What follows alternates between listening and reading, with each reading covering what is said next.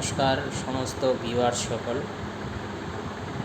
আমি আমার @অমৃত সরকার 19 ইউটিউব চ্যানেলকে সবাইকে স্বাগত জানাচ্ছি। আজকের উপদেশ উপখ্যানে উপদেশ, গোসাইয়ের পাদে গন্ধ নাই। এই গোসাইয়ের পাদে গন্ধ নাই অর্থাৎ এই প্রবাদটি আমাদের সমাজে বর্তমান খুবই প্রচলিত আছে। এক জায়গায় গোসাই বসেছিল, ওখানে অনেক শিষ্যরা বসে ক্লাস দিচ্ছিল।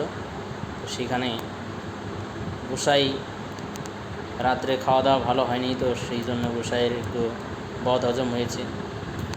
তার জন্যে ক্লাসের সময় একটু বাহ্যক্রিয়া করেছে, অর্থাৎ পাত দিয়েছে।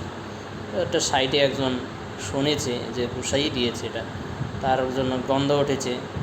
কিন্তু একটু পরে আর একজন শিষ্য সেই ওখানে এসে বসেছে। বসার পরে গন্ধ পেয়েছে।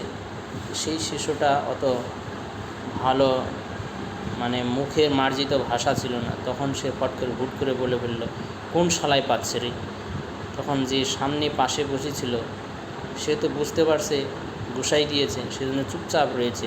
সকলেই চুপচাপ রয়েছে, গন্ধ পাচ্ছে কিন্তু সবাই চুপচাপ বসে আছে। তো আবারও সেই লোকটি বলছে, কোন শালাই পেতেছে, কমন সেন্স নাই। তো এইভাবে দেখছে যে ও বেড়েই যাচ্ছে। তো আগে বসে থাকা শিষ্যটি ওনাকে বললেন, এই চুপচাপ থাক, গোসাই পেতেছে। যখন চুপ করে ওর কানে দিয়েছে, তখন তো বুঝতে পারলো যে আমার বলাটা ঠিক হয়নি। তখন সে সেটাকে ঢাকার জন্যে আগে যেই কথাটি বলেছিল সেইটাকে ঢাকার জন্য জোরে জোরে আবার বলছে, নাই নাই নাই নাই, আমার গোসাইয়ের পাতে কোনো গন্ধ নেই, গোসাইয়ের পাতে কোনো গন্ধ নেই, এই বলে চিৎকার করে উঠল। তো এর দ্বারা সকলের দৃষ্টি এড়াতে চাইলেও কিন্তু আসল সত্য তো এড়ানো যায় না। তো এইভাবে আমাদের সমাজেও অনেক লোকেরা অনেক উপদেশ দিতে থাকে, নিজের কিন্তু অনেক দোষ থাকে। আর অন্ধ শিষ্য আছে, অন্ধ শিষ্যরাও নিজেদের গুরুর বা নিজেদের রাজনীতিক নেতার কোনো ভুল দেখতে পায় না।